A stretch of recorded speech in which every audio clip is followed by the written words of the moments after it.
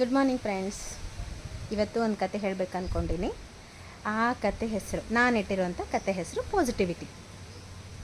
ಒಬ್ಬ ತಾಯಿ ಒಬ್ಬ ಮಗುವಿನ ಕ್ಯಾನ್ಸರ್ ಸರ್ಟಿಫಿಕೇಟ್ ಹಿಡ್ಕೊಂಡು ಎಲ್ಲರ ಹತ್ರ ಸಹಾಯ ಕೇಳ್ತಾ ಆ ಮಗು ಹೇಗೆ ಕ್ಯಾನ್ಸರ್ ಗೆದ್ದು ಬರುತ್ತೆ ಅನ್ನೋದೇ ಈ ಕಥೆ.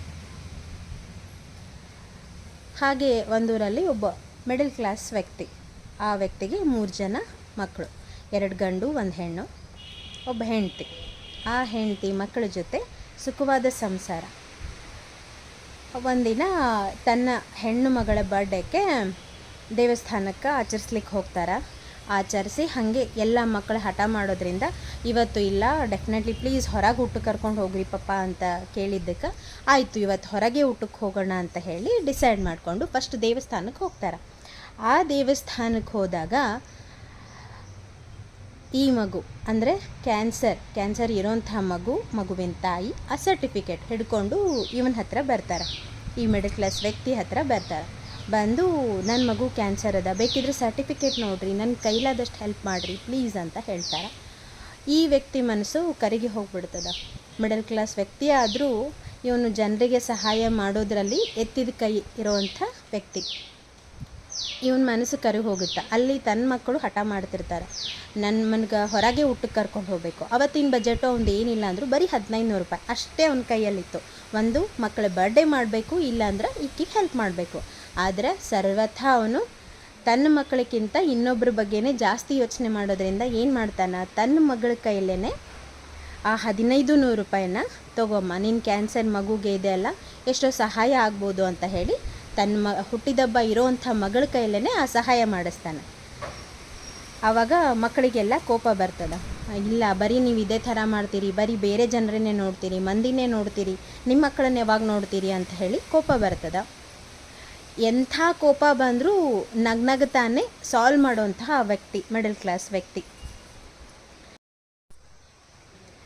ಆ ಮಗುಗೆ ಸಹಾಯ ಮಾಡಿದ್ದಕ್ಕೆ ತನ್ನ ಮಕ್ಕಳು, ತನ್ನ ಹೆಂಡತಿ ಅಷ್ಟೇ ಅಲ್ಲ, ತನ್ನ ಕ್ಲೋಸ್ ಫ್ರೆಂಡ್ಸು, ಅಲ್ಲಿರೋವಂಥ ದೇವಸ್ಥಾನದಲ್ಲಿರೋವಂಥ ಬೇರೆ ವ್ಯಕ್ತಿಗಳು ಎಲ್ಲರೂ ಇವನಿಗೆ ಬೈತಾರೆ. ಏನು 1500 ರೂಪಾಯಿದಿಂದ ಕ್ಯಾನ್ಸರ್ ವಾಸಿಯಾಗಿಬಿಡ್ತದ, ಅದು ಹೆಂಗೆ ಹೆಲ್ಪ್ ಮಾಡ್ತಾರೆ ಇವರು, ಅದ್ರಾಗ ಈ ಥರ ಎಲ್ಲ ಭಾಳ ಫೇಕ್ ನಡೆದವ, ಅಂದರೆ ಕ್ಯಾನ್ಸರ್ ಸರ್ಟಿಫಿಕೇಟ್ ಹಿಡ್ಕೊಂಡು ಒಂದು ಮಗುಗೆ ಸಹಾಯ ಮಾಡಿರಿ ಅಂತ ತಾಯಂದ್ರೆ ಕೇಳೋದು ಇವಾಗ ಭಾಳ ಕಾಮನ್ ಆಗಿಬಿಟ್ಟದ.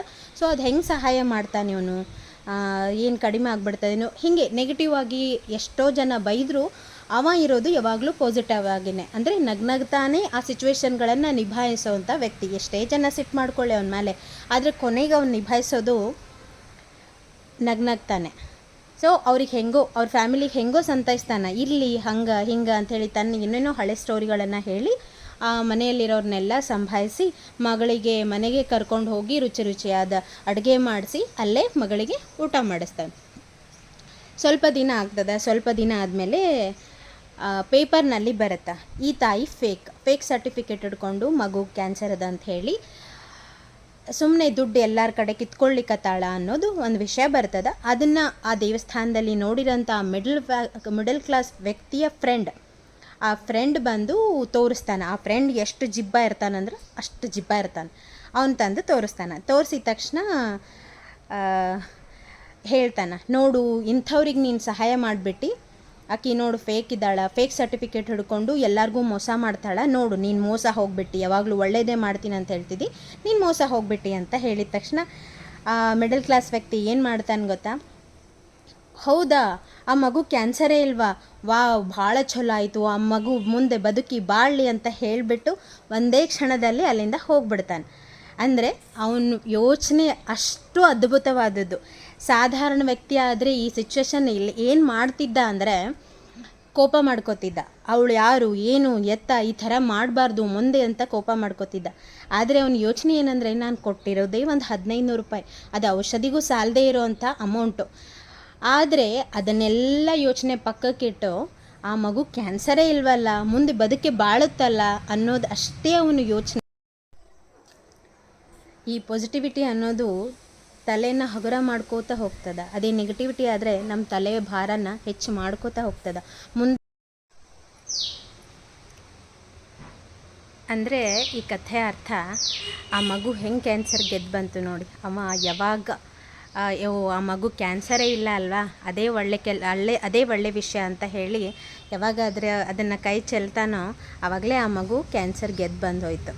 ಅಲ್ಲಿ ಅವರಮ್ಮ ಫೇಕು ನಿಜಾನೋ ಅದು ಸೆಕೆಂಡರಿ, ಆದರೆ ಆ ಚಿಕ್ಕ ಮಗು ಏನೂ ಅರಿಯೋದು ಮಗುಗೆ ಕ್ಯಾನ್ಸರೇ ಇಲ್ಲ ಅಂತ ಗೊತ್ತಾದ ತಕ್ಷಣ ಅವನು ಖುಷಿ ಪಡ್ತಾನಲ್ಲ, ಆವಾಗಲೇ ಆ ಮಗು ಕ್ಯಾನ್ಸರ್ನ ಗೆದ್ದು ಬಂದಿರೋ ಕಥೆ ಇದು.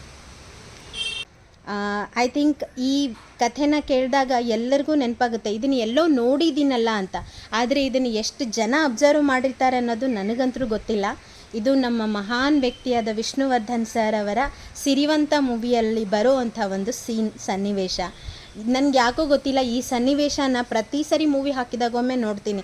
ಅಂದರೆ ಅವ್ರು ಎಷ್ಟು ಅದ್ಭುತವಾಗಿ ಒಂದು ಪಾಸಿಟಿವಿಟಿಯನ್ನು ತಗೋತಾರೆ ಅಂದರೆ ನಿಜವಾಗ್ಲೂ ಅದನ್ನು ವಿವರಿಸ್ಲಿಕ್ಕೆ ಸಾಧ್ಯನೇ ಇಲ್ಲ. ನನಗೆ ತುಂಬಾ ಇಷ್ಟವಾದಂಥ ಸನ್ನಿವೇಶ.